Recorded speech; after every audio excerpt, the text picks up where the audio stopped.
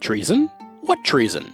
Russia pretends, guns for the disturbed, and intelligence briefings using small words for President Small Hands.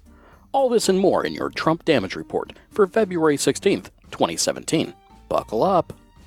Trump held a press conference today in which he complained for the entirety, lied about his electoral victory, and then proceeded to ask a random black journalist if they could set up a meeting for him with the Congressional Black Caucus. In an unusual turn of events, Trump announces a new Secretary of Labor pick, who is not either grossly incompetent, a feckless billionaire idiot, or expressing malignant intent towards the department he is expected to lead. Alex Acosta is not immediately horrific, which is highly uncharacteristic for Trump. Glenn Rockowitz has a rather interesting take on why liberals are wrong on Donald Trump that we strongly encourage you to read. It explores in detail why liberal citizens are overreacting on the subject of Trump's actions. You'll find a link in the notes. House Republicans are demanding a full investigation into the recent events surrounding the traitor Flynn. Not Flynn's actions, or Trump's response, or what extent there was collusion or collaboration or blackmail between Russia and Trump's agents, but rather how these leaks occurred and how best to prosecute the individuals responsible for whistleblowing on the traitor Flynn. Twitler has taken to Twitter to call on the media to reveal their sources on whomever it was that leaked that Trump's national security advisor was a traitor to the country, in colluding with the Russians. He refers to them as low-life leakers, which is not coincidentally Trump's preferred pastimes when it comes to his visits to Russia. Defense Secretary Mattis counters Trump's campaign promise of working closer with Russia on a military front to destroy ISIS. Trump surrogates and appointees have signaled a slowdown in working extensively with Russia since the recent revelations about the traitor Flynn and Trump's campaign managers having ties to Russian intelligence. According to the New York Times, Trump is expected to appoint a billionaire friend of his to exhaustively review the intelligence agencies of the United States. This is as a result of the leak that led to the resignation of the traitor Flynn. Trump is very angry that someone in our intelligence agencies possibly told the media that the national security advisor was colluding with Russia and a massive potential blackmail risk.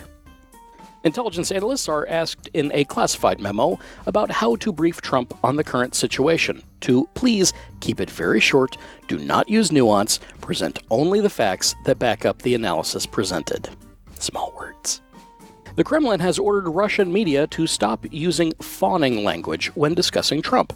For some reason, they don't want it to seem as though they really like Donald Trump and have a vested interest in ensuring that he receives favorable coverage.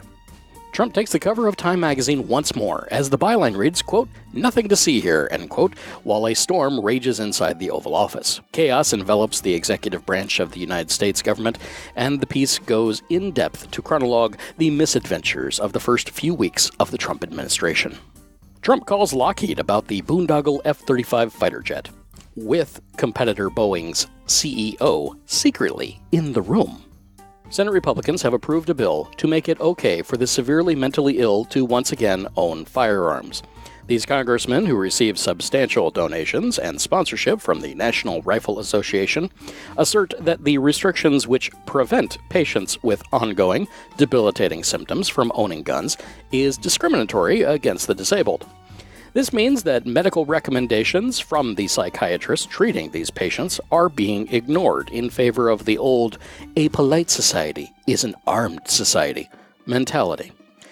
As of this writing, there have been 44 mass shootings in the first 47 days of 2017 in the United States, so we're beating our record of more than one a day last year. By contrast, Australia hasn't had any mass shootings since they heavily restricted guns after the Port Arthur massacre 20 years ago.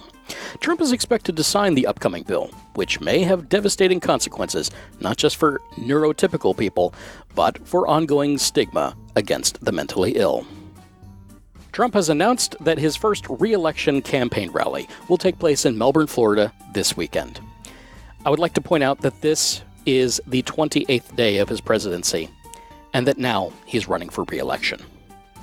Carter Page, who is at the center of the Trump ties to Russia, penned a letter to the Department of Justice wherein he blames Hillary Clinton for all the nastiness surrounding the Trump campaign and cabinet appointees colluding with Russia.